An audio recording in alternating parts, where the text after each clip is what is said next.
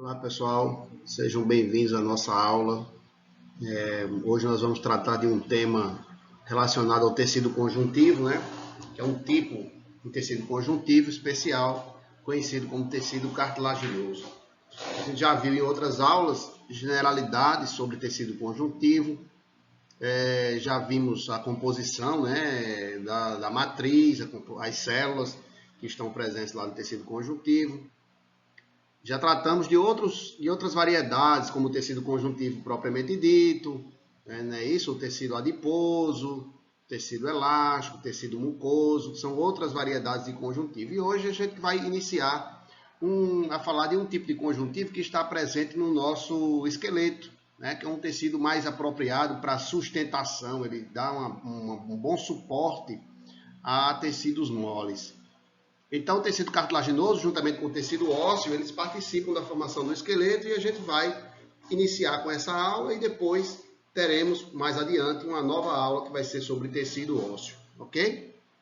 Então, o tecido cartilaginoso, como eu já estou dizendo, é um tipo de tecido conjuntivo de relativa rigidez, né? Ele é um tecido semirrígido e por essa função, por essa característica, ele tem a função de dar suporte a tecidos moles em algumas regiões do nosso corpo. Então, se a gente pensar na nossa traqueia, nos brônquios, na traqueia, por exemplo, eles se mantêm abertos à medida que a gente respira, né? Na hora da expiração e inspiração, a traqueia se mantém o tempo todo aberta, ela não se fecha, nem a traqueia, nem os brônquios, porque ali, além de tecidos moles, como o tecido epitelial, que é um tecido que não é tão resistente, né? A gente já sabe disso, como o tecido conjuntivo frouxo, como o tecido adiposo, que é um tipo de tecido conjuntivo que não tem tanta resistência. Além desses tecidos moles, a gente tem um tecido que dá suporte a esses tecidos e mantém a traqueia aberta, que é o tecido cartilaginoso. Então, essa função importante, ele está relacionado a outros tecidos, dando uma certa rigidez, um suporte naqueles órgãos. E aí eu estou falando das vias respiratórias, que é importante a presença do tecido cartilaginoso para que ela se mantenha aberta enquanto a gente faz essa função de inspirar e expirar, certo? Bem, mas não é só lá, né, que a gente tem tecido cartilaginoso. Se a gente pensar bem no nosso corpo, nós encontramos ele nas superfícies articulares. Então é interessante que todas as articulações sinoviais, por exemplo, que são aquelas articulações de movimento, nós encontramos aqui nas superfícies articulares o tecido cartilaginoso que facilita os deslizamentos e amortece os choques nas articulações. Então, a articulação aqui do cotovelo, né, a articulação do joelho, essas articulações aqui dos dedos da gente, todas essas articulações sinoviais tem um pedacinho de cartilagem ali entre os ossos, né, nas superfícies articulares das articulações sinoviais e, portanto, facilitando, formando superfícies lisas que facilitam os deslizamentos e amortecem os choques lá naquelas articulações. Essa seria uma outra função do tecido cartilaginoso e sempre mencionada pelos autores, né? Sempre essas funções são bem mencionadas, bem tratadas por eles. E uma outra que eu acho que é extremamente importante é lembrar que o tecido cartilaginoso ele é quem forma o primeiro esqueleto do indivíduo na vida intrauterina. Quando a gente é pequenininho, que a gente está dentro do útero da nossa mãe, o primeiro tecido que se forma para dar suporte, o primeiro tecido esquelético é tecido cartilaginoso. Ele forma vários moldes, né? Os nossos ossos, futuros ossos, inicialmente eles são totalmente formados por tecido cartilaginoso, os nossos ossos longos, né? Não todos eles, mas os nossos ossos longos, por exemplo, um fêmur. Antes dele vir a ser constituído de tecido ósseo, um dia, quando a gente estava lá no útero da nossa mãe, ele era a forminha dele, a forminha lá toda feita por tecido cartilaginoso, tá certo? Então é interessante porque o tecido cartilaginoso ele se forma inicialmente e ele promove o crescimento, ele tanto dá certa sustentação aos outros tecidos moles, como ele promove o crescimento daquele feto, né? Ao longo do tempo ele tem uma certa facilidade, que eu vou dizer mais adiante, porque o tecido cartilaginoso tem uma certa facilidade de crescimento, diferentemente do tecido ósseo, que vai ter mais dificuldade. Então, ele é importante, principalmente nessas fases iniciais em que a gente precisa um tecido que promova mais o crescimento e tal. Então, o primeiro esqueleto do indivíduo na vida intrauterina é tecido cartilaginoso e depois, gradativamente, ele vai sendo substituído por tecido ósseo. Quase todo tecido cartilaginoso que se origina no início da nossa vida, ao longo do tempo ele vai sendo substituído por tecido ósseo. A maior parte dele vai ser substituída, tá certo? E há algumas razões para isso. A primeira delas é que no início da vida a gente precisa de mais crescimento e o tecido cartilaginoso é melhor para crescer do que o tecido ósseo. E a segunda razão é que depois que a gente sai do útero e vem para a terra, a gente começa a aumentar também o peso corporal, começa a se colocar de pé, né? Então precisa ter um suporte, precisa ter um tecido mais rígido que suporte melhor o peso corporal. E esse tecido mais rígido é o tecido ósseo. É evidente que o tecido cartilaginoso tem certa rigidez, mas ele é semi-rígido. O tecido ósseo é mais rígido do que o tecido cartilaginoso. Então, enquanto a gente está lá dentro do útero, dentro da barriga da mãe, no meio aquoso, a gente não precisa de tanta rigidez. Mas depois que você nasce, vem para a terra, começa a realizar movimentos, fica em pé. Então, tudo isso aumenta o seu peso corporal, tudo isso vai necessitando um esqueleto mais rígido, um esqueleto formado mais por tecido ósseo do que por tecido cartilaginoso, tá certo? Então, a lógica é que o tecido cartilaginoso, na maior parte do corpo da gente, ele vai ser substituído por tecido ósseo, mas ele resta em alguns lugares no indivíduo adulto. Então, a gente vê que a gente tem tecido cartilaginoso ainda no adulto, muito menos do que na vida intrauterina. Mas o indivíduo adulto também tem tecido cartilaginoso, porém em áreas bem específicas, como nas vias respiratórias, né, nessa região aqui da orelha.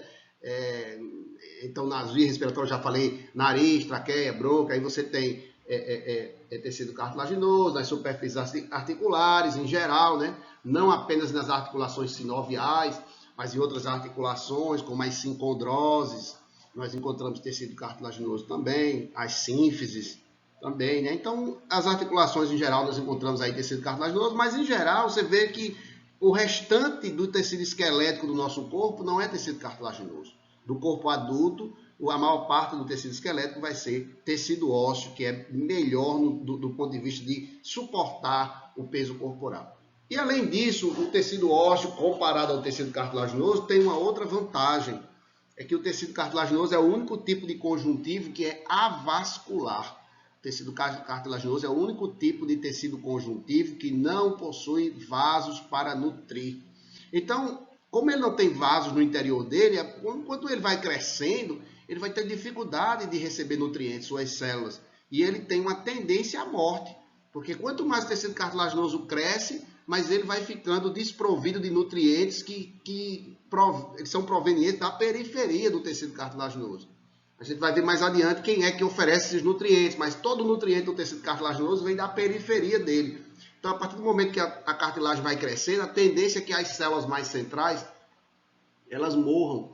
E então é uma tendência natural. O tecido cartilaginoso cresce, mas ele tende à morte à medida que ele cresce, até por falta de nutrientes. E no lugar dele surge um tecido vascularizado, aí sim o tecido ósseo é vascularizado e mais resistente para suportar o peso corporal. Então ele é melhor no aspecto de que ele se nutre mais facilmente, o tecido ósseo, e ao mesmo tempo suporta melhor o peso do nosso corpo. Daí essa substituição entre tecido cartilaginoso e tecido ósseo, tá certo, pessoal? Aí você vai gradativamente fazendo, o nosso organismo vai fazendo essa substituição por um processo chamado de ossificação endocondral. A ossificação endocondral é esse processo que faz a substituição do tecido cartilaginoso pelo tecido ósseo ao longo da nossa vida, tá certo?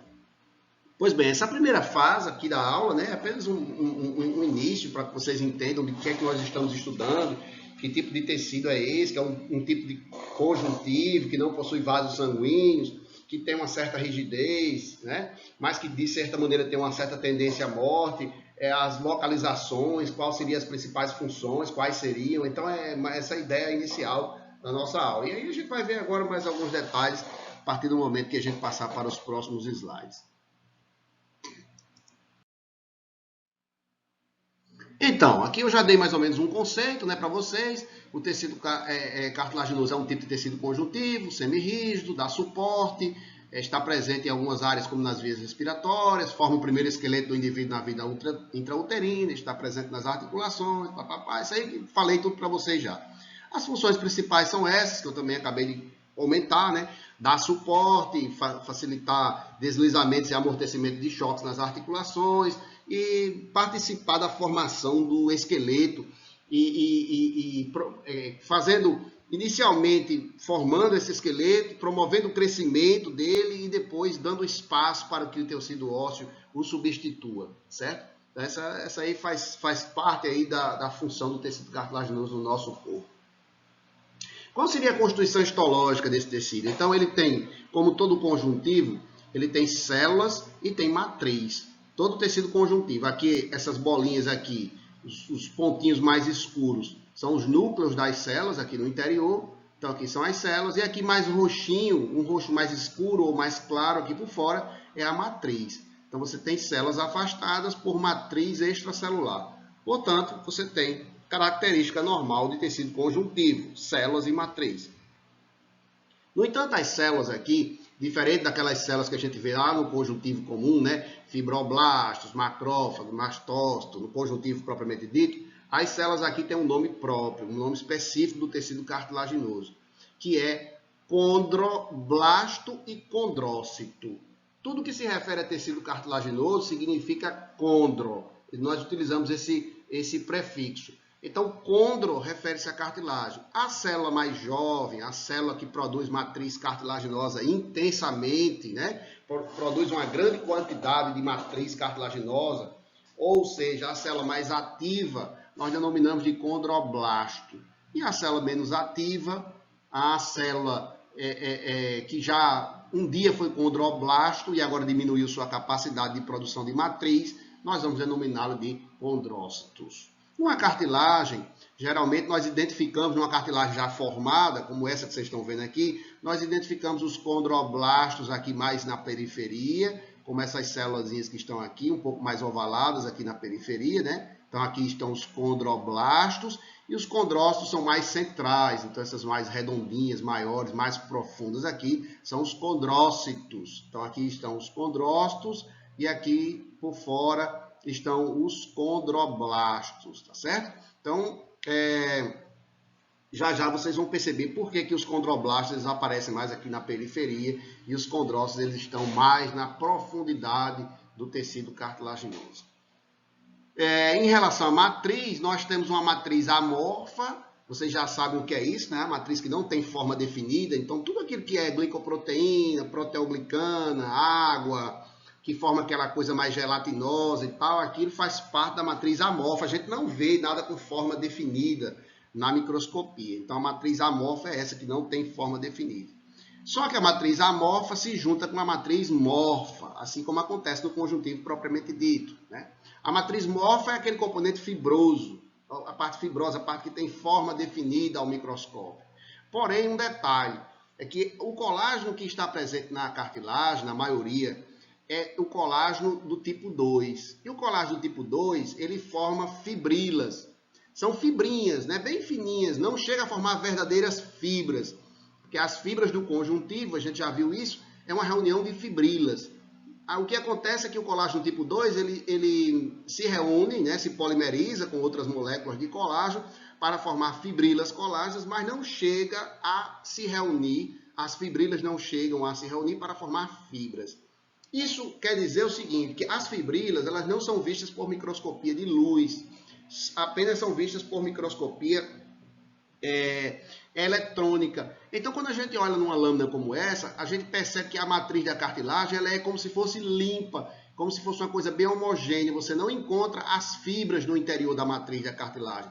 Porque, de fato, você tem colágeno aqui nessa cartilagem, mas esse colágeno que está aqui não forma fibras, forma apenas fibrilas, que são visíveis na microscopia eletrônica. Como você não está vendo na microscopia de luz, então você vê uma cartilagem como se fosse com uma matriz mais limpa, mais homogênea, uma coisa mais translúcida. Não tem um material fibroso visível no interior dessa matriz, pelo menos quando nós utilizamos essa microscopia comum, que é a microscopia de luz. Beleza?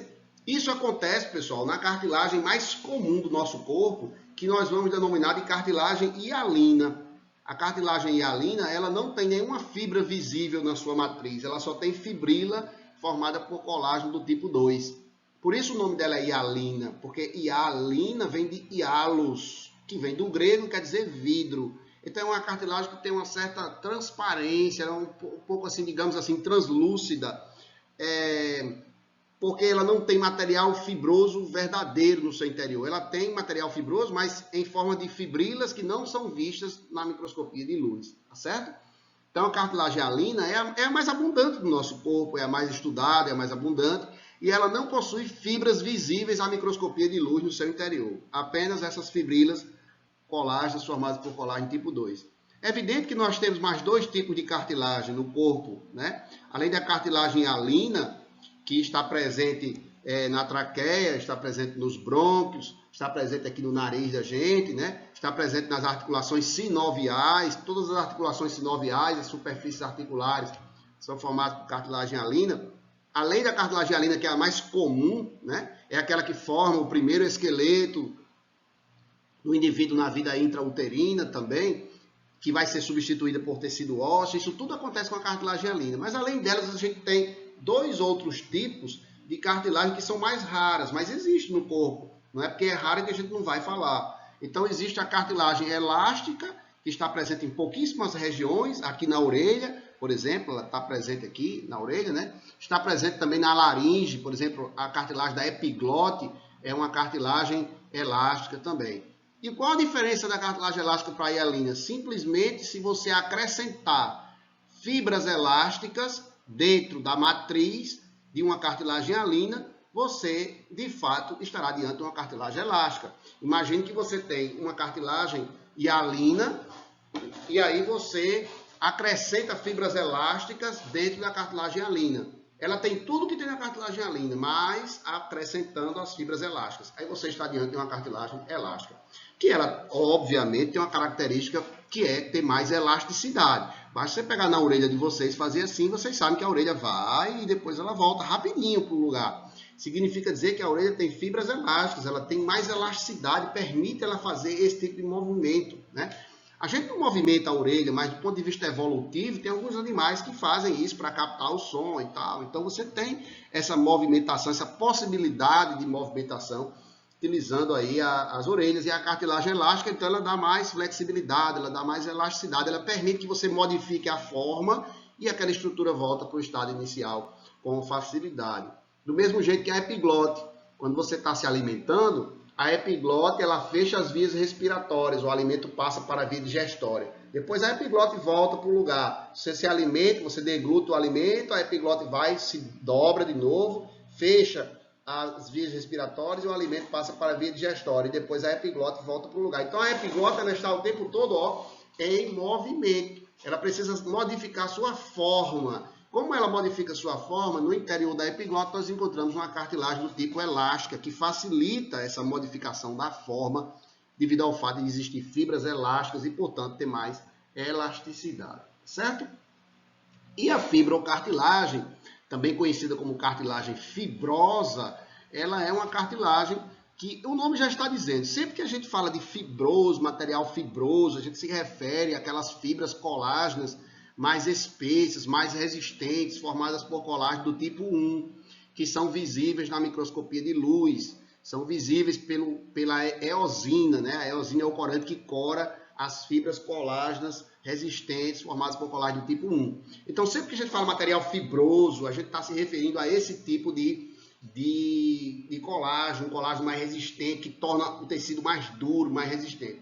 E a fibrocartilagem nada mais é do que, então, uma espécie de cartilagem hialina, porém contendo fibras colágenas formadas por colágeno do tipo 1 no seu interior. Então, o que faz com que ela seja mais resistente do que as outras. Então, a fibrocartilagem, ela é como assim, a ideia de você constituí-la seria você ter uma cartilagem hialina e você acrescentar um monte de fibra dura, fibra resistente, fibra colágena formada por colágeno do tipo 1 no seu interior, além do material normal da cartilagem hialina. Aí você fica com um tecido mais resistente do que a própria cartilagem hialina. E esse tecido é denominado de fibrocartilagem, tá certo?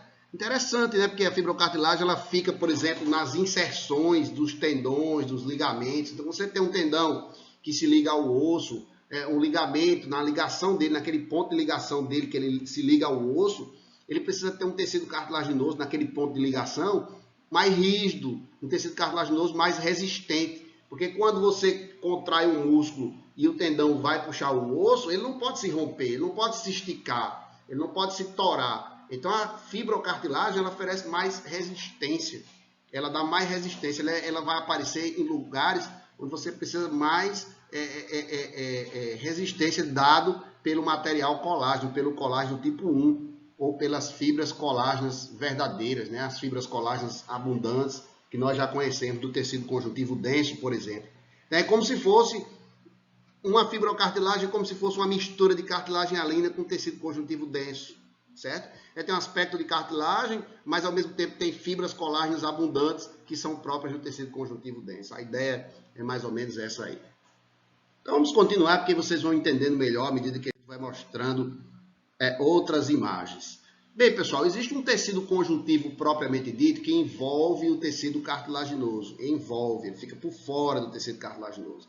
Aqui, mais roxinho, está o tecido cartilaginoso.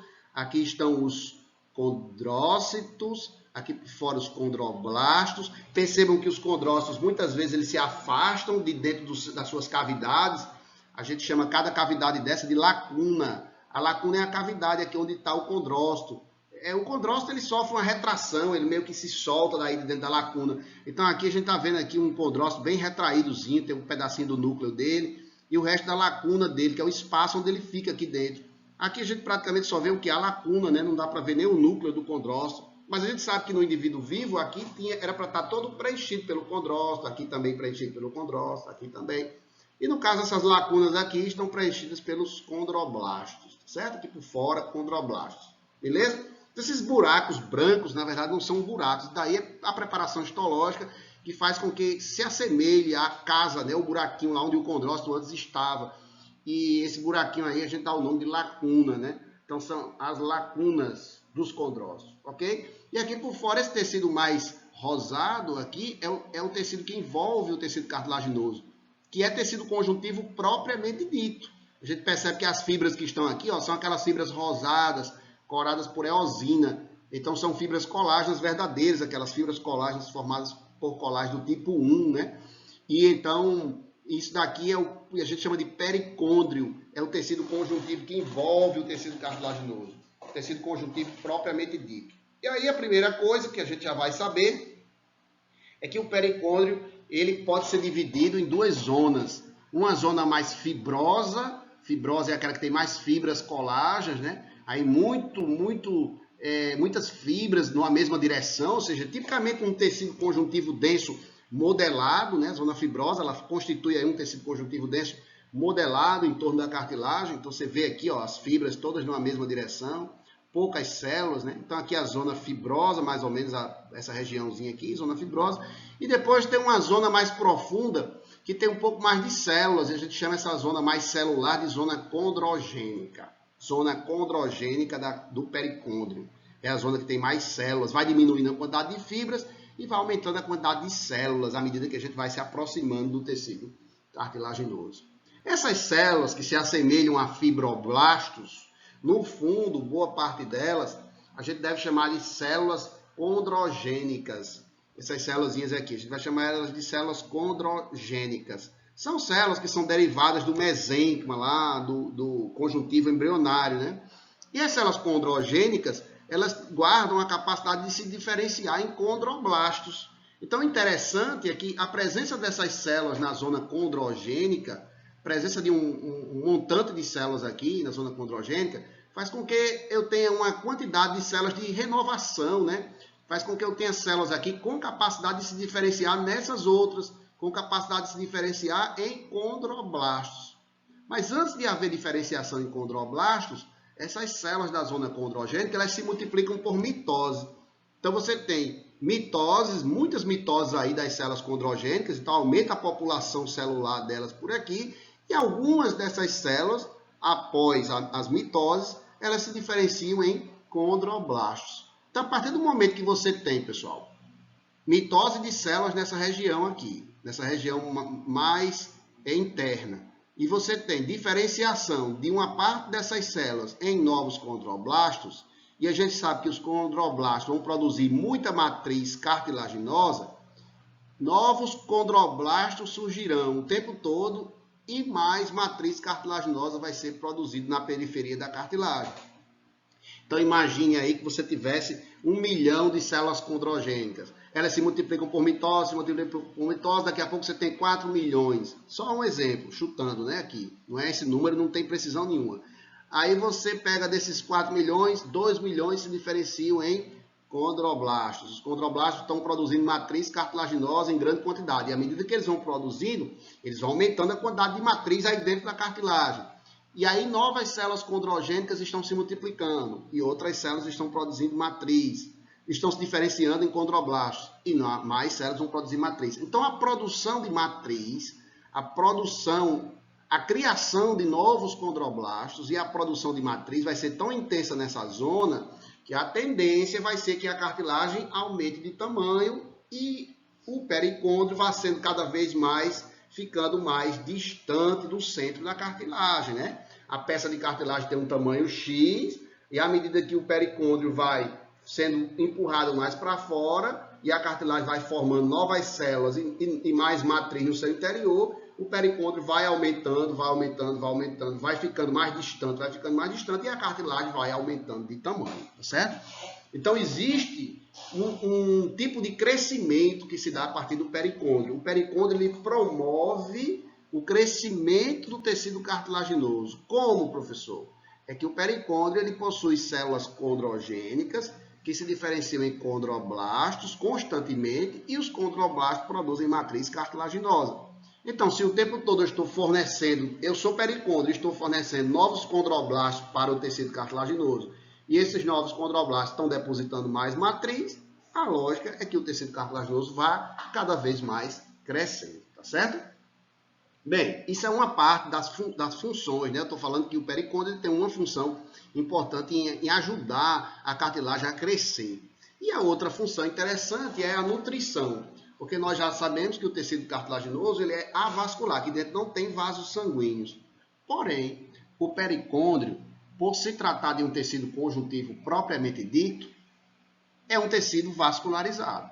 Então, todos os nutrientes que chegam até o tecido cartilaginoso chegam por difusão, eles saem dos vasos que estão presentes no pericôndrio e por difusão atingem todas as células que estão no interior do tecido cartilaginoso. Então, os nutrientes que chegam até os condroblastos, os nutrientes que chegam até os condrócitos, são nutrientes que vêm dos vasos sanguíneos que estão presentes no pericôndrio, certo?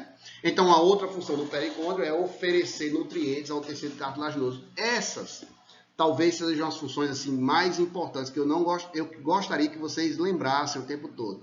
O pericôndrio é importante para nutrir o tecido cartilaginoso e para promover, para contribuir com o seu crescimento, certo? Isso é muito importante.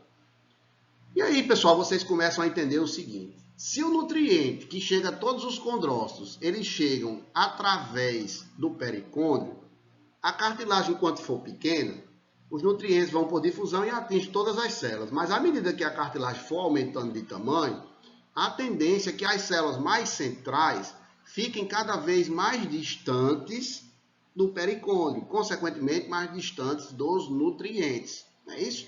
Então, à medida que a cartilagem aumenta de tamanho, as células que recebem nutrientes vão ser as periféricas, principalmente aqueles condroblastos mais periféricos. Mas os condrócitos mais centrais, os pobres, eles vão ficar cada vez mais distantes. O nutriente está ficando lá fora, né? Como se você estivesse morando numa casa e o nutriente chegasse pelo muro da sua casa. Se sua casa aumentasse de tamanho, o muro fosse ficando distante e aumentasse a quantidade de gente. Então, a partir do momento que aumenta a quantidade de gente, quem estiver mais perto do muro vai pegar nutriente, mas quem estiver no centro da casa não vai ver mais nada. E é isso que vai acontecer com o tecido cartilaginoso. Por isso que o tecido cartilaginoso ele tende à morte. Porque ele cresce, ele vai crescendo, e à medida que ele vai crescendo, ele vai ficando cada vez mais difícil de ser nutrido. Portanto, mais adiante, a lógica é que ele seja substituído por um tecido mais resistente, que no caso é o tecido ósseo, tá certo? É isso que eu estou querendo dizer a vocês desde o início, quando eu estou fazendo essa comparação entre tecido cartilaginoso e tecido ósseo. Mas voltando aqui às nossas funções, eu creio que fica claro para vocês que as funções principais do pericôndrio é oferecer nutrientes, já que ele é vascularizado, e ao mesmo tempo promover e participar do crescimento do tecido cartilaginoso, já que as células condrogênicas têm a capacidade de se diferenciar em condroblastos, que por sua vez são as células mais ativas, são as células que produzem intensamente a matriz cartilaginosa. Ok? Então é isso em relação a pericôndrio. Aí a gente vai falar mais uma vez de crescimento e vai dizer para vocês que existem duas formas de crescer. A cartilagem tem um crescimento aposicional e tem um crescimento intersticial. O crescimento aposicional foi o que eu acabei de falar para vocês.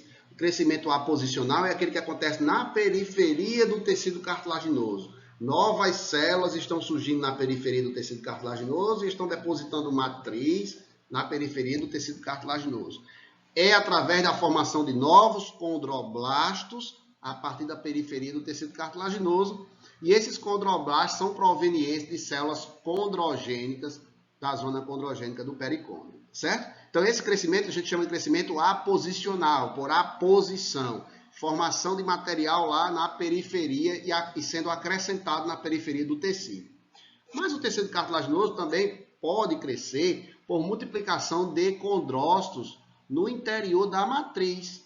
Então esse condrócito aqui se multiplica por mitose e forma um grupinho de condrócitos. Aqui dá para ver até um grupinho aqui outro grupinho de condrócitos. Então você começa a ver que os condrócitos vão se agrupando dentro da matriz, né? Vão se formando grupinhos de condrócitos no interior da matriz. Cada vez que um condrócito se multiplica e forma novos condrócitos dentro da matriz cartilaginosa, forma-se um grupo de condrócitos que nós denominamos de grupo isógeno. Forma-se grupos isógenos, são grupinhos de condrócitos, e ao mesmo tempo eles empurram, né? Eles vão empurrando a matriz cartilaginosa e fazendo com que essa matriz aumente, vai fazendo com que essa cartilagem se inche, aumente mais de tamanho.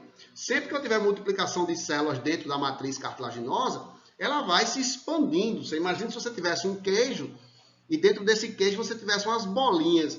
E aí essas bolinhas começam a se multiplicar dentro do queijo. É óbvio que na hora que as bolinhas multiplicarem, o queijo vai aumentar de tamanho. Então a mesma coisa acontece aqui. Os condrócitos vão se multiplicando por mitose e eles vão aumentando o tamanho do tecido cartilaginoso. Então esse tipo de crescimento que acontece no interior do tecido, multiplicação de condrócitos no interior do tecido, a gente chama de crescimento intersticial.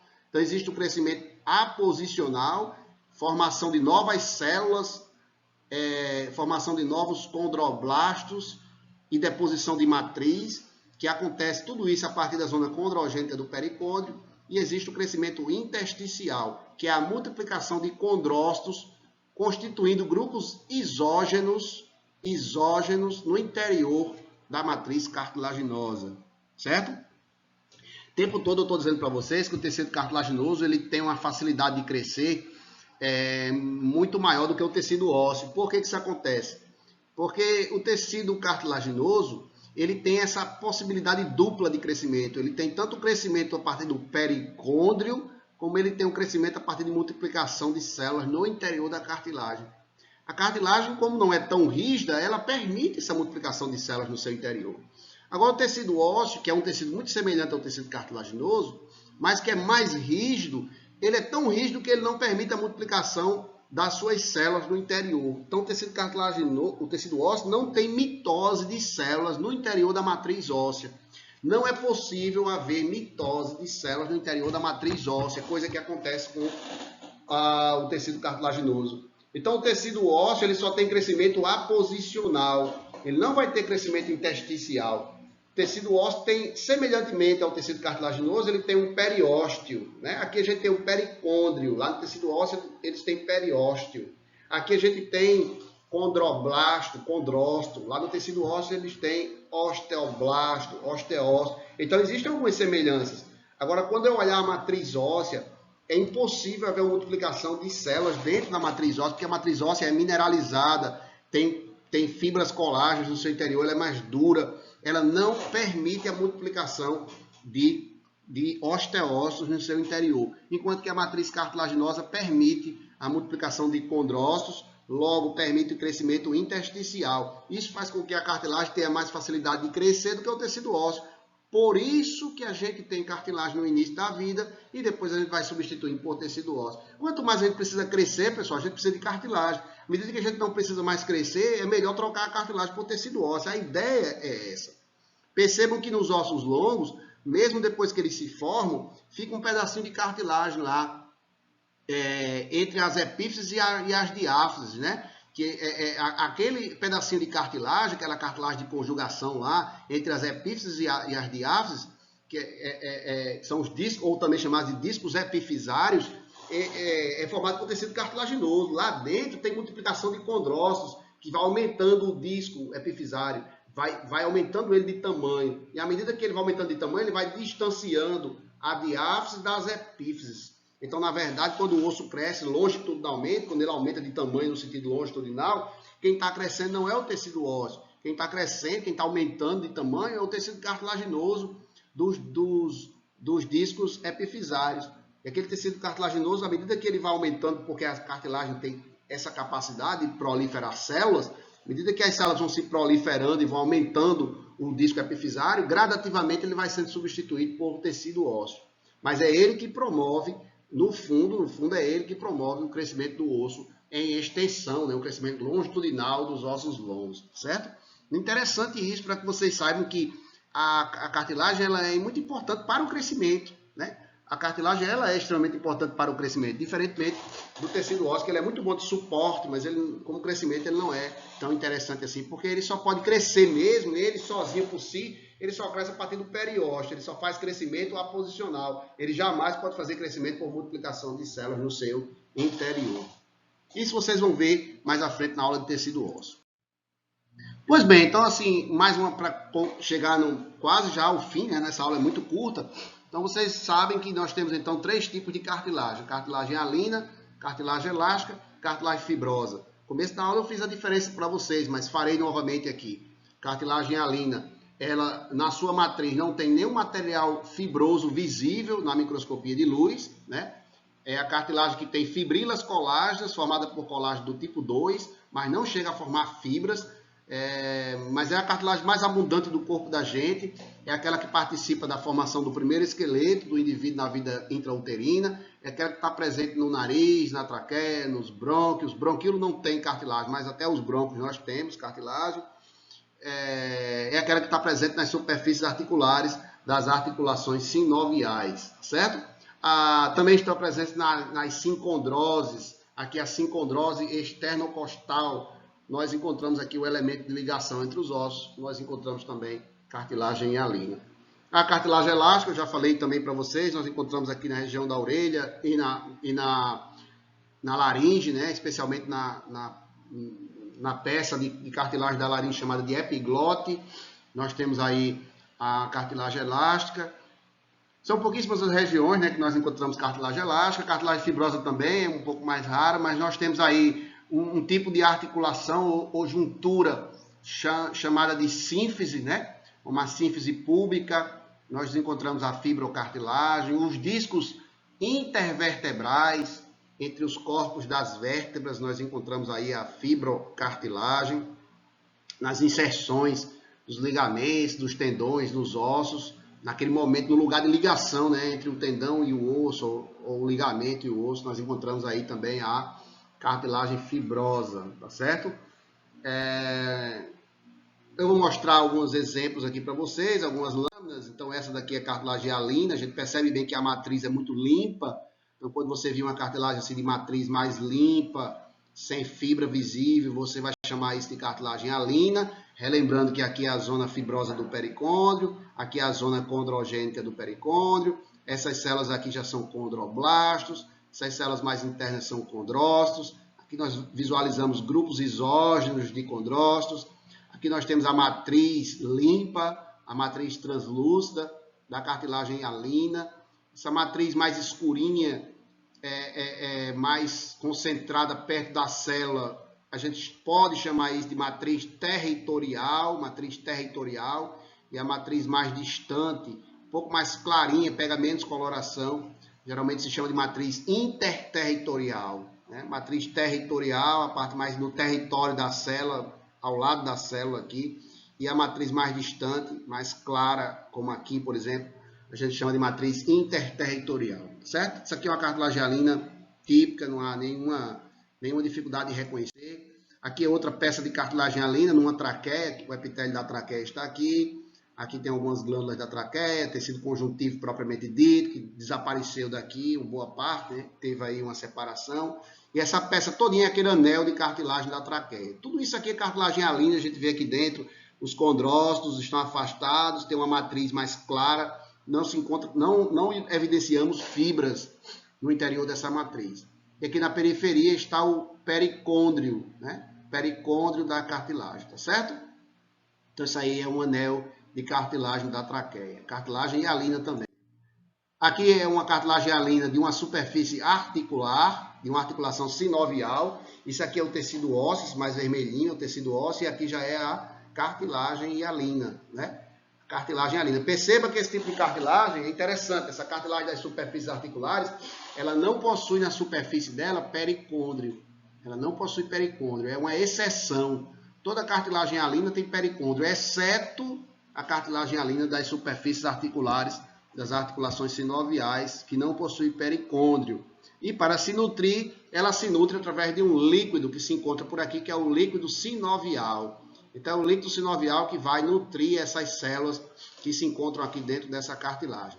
Por que ela não tem pericôndrio, né? Bem, ela não precisa de pericôndrio para nutri-la, porque ela já tem um líquido sinovial que vai nutri-la.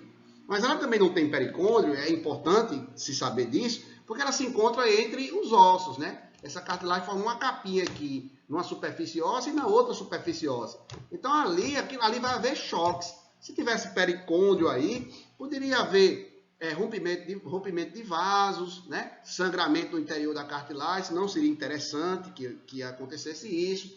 Poderia haver um crescimento excessivo do tecido, já que o pericôndrio oferece novos condroblastos o tempo todo, e aí isso daí poderia obstruir a própria articulação. Então, não é interessante a presença de pericôndrio nas superfícies articulares, dessas articulações aí. Portanto, essa cartilagem hialina das superfícies articulares, ela é ausente de pericôndrio. Ela só pode ter crescimento aqui no interior, ou seja, o crescimento intersticial. Ela não tem crescimento aposicional, ok? Outra coisa que eu queria que vocês percebessem é que os grupos exógenos aqui, eles são compridinhos, ó. Nas outras cartilagens, é comum a gente ver grupos exógenos mais redondinhos, assim, mais como se fosse um círculo, né? Então, esse grupo exógeno mais redondinho é chamado de grupo exógeno coronário. Coronário, que vem de coroa, né? Um grupo exógeno coronário mais redondinho. Mas nesse tipo de cartilagem, de articulação, a gente encontra muito grupos exógenos assim, compridos. São chamados de grupos exógenos axiais.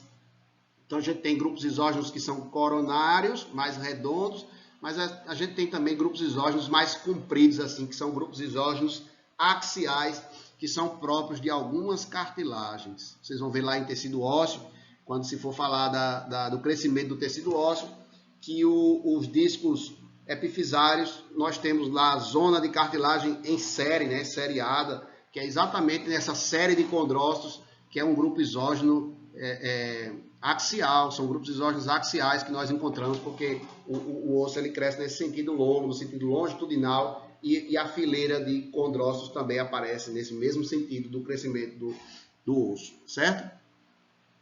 Bem, mas isso é apenas um detalhe. Grupo exógeno é um aglomerado, é um conjunto de condrócitos que se originaram a partir de um condrócito que se multiplicou dentro da matriz cartilaginosa. E aí aqueles condrócitos mais próximos uns dos outros formam um grupo exógeno, seja ele coronário, seja ele axial.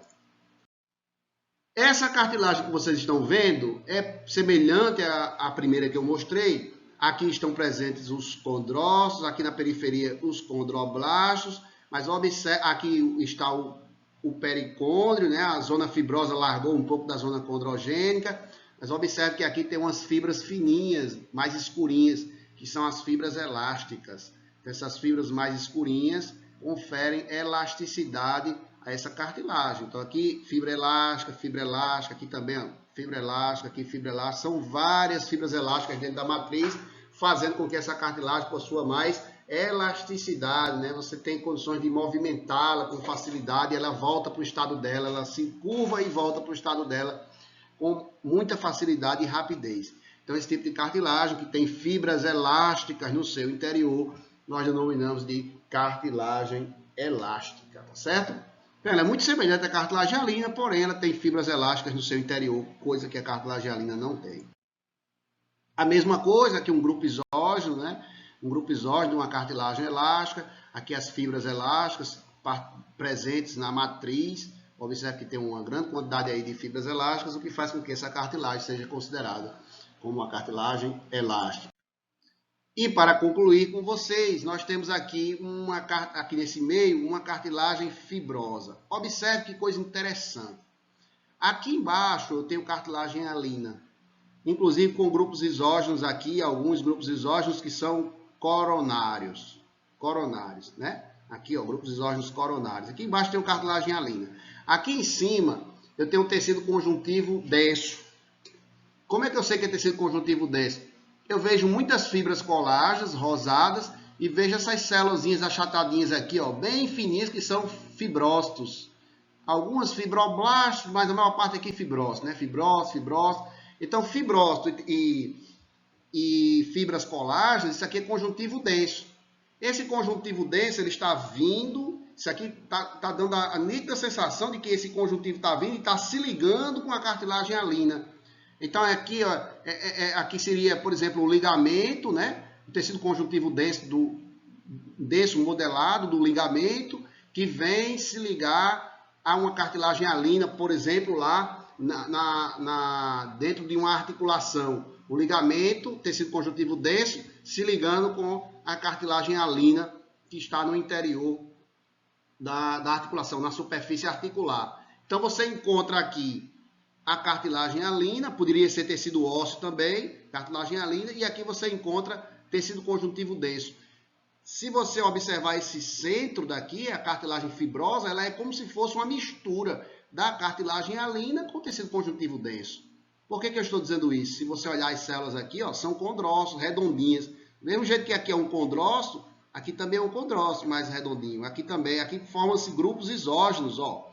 Aqui está formando grupos isógenos de condrócitos, são grupos isógenos axiais de condrócitos. Mas entre eles nós encontramos fibras rosadas, iguais às fibras daqui de cima. Entre os condrócitos nós encontramos fibras colágenas, coisa que não aparece aqui na cartilagem hialina. Então aqui a gente tem 3 tecidos para mostrar para vocês a transição entre eles. O tecido conjuntivo denso, rico em fibras colágenas e contendo fibrócitos. A cartilagem fibrosa, que tem algumas fibras colágenas, como o tecido conjuntivo denso, mas ao mesmo tempo mantém a presença de condrócitos no seu interior, formando fileiras de condrócitos, ou seja, grupos isógenos axiais, e depois existe uma ligação dessa cartilagem fibrosa com a cartilagem hialina, que está aqui abaixo, quando as fibras colágenas vão desaparecer, elas não existem mais na cartilagem hialina. Então, a gente pode entender, como eu falei no começo da aula, que a cartilagem fibrosa é meio que um tecido entre conjuntivo denso e cartilagem hialina. Ela é um tecido entre. Se eu misturar os dois, eu estou formando exatamente uma fibrocartilagem, que é isso que vocês estão vendo aqui nesse meio, certo? Tem uma outra imagem aqui que mostra bem direitinho a presença das fibras colágenas. Observe aqui, ó, fibras colágenas. Os mais rosadinhos são fibras colágenas. E aqui um grupo de condrócitos, um grupo isógeno de condrócitos. Aqui você percebe que a matriz territorial ela é uma matriz limpa, né? Ela é uma matriz mais clara. Não tem material fibroso. É muito parecido com a matriz da cartilagem hialina. Mas quando a gente vai mais distante dos condrócitos, quando a gente parte para a matriz interterritorial, aquela matriz mais distante dos condrócitos, nós verificamos as fibras colágenas. Algo que é mais próprio do tecido conjuntivo denso, né? Do que do próprio tecido cartilaginoso. Então, essa cartilagem aí é uma cartilagem intermediária, é uma cartilagem que tem condrócitos, que tem uma matriz mais clara ali, mais limpa, perto dos condrócitos, mas que tem fibras colágenas na matriz interterritorial, que dá a ela mais resistência, fazendo com que ela seja diferente da cartilagem hialina, que é resistente também, mas é menos resistente do que a cartilagem fibrosa. Ok, pessoal? Então, a ideia da aula é essa. Eu creio que, assim, o básico do que é um tecido cartilaginoso, as informações principais, eu consegui, assim, nesse tempo, tentei, né, transmitir um pouco para vocês. Logicamente que uma aula é insuficiente, sempre qualquer aula é insuficiente para a gente aprender, né, tudo. Eu peço a vocês que leiam mais informações, os livros que vocês têm sobre o assunto, né? Vejam aí os sites, os blogs, a monitoria virtual de histologia, que está lá na nossa página do Facebook, também é importante para auxiliar no conhecimento de vocês. Vejam lâminas para facilitar sempre a identificação de quando é uma cartilagem alina, quando é uma cartilagem elástica, quando é uma cartilagem fibrosa. E é isso, eu me encontro com vocês aí nas próximas aulas, espero que vocês tenham aprendido e qualquer coisa a gente vai nas nossas aulas aí tirando dúvidas e auxiliando vocês, tá bom? Grande abraço a todos e até breve.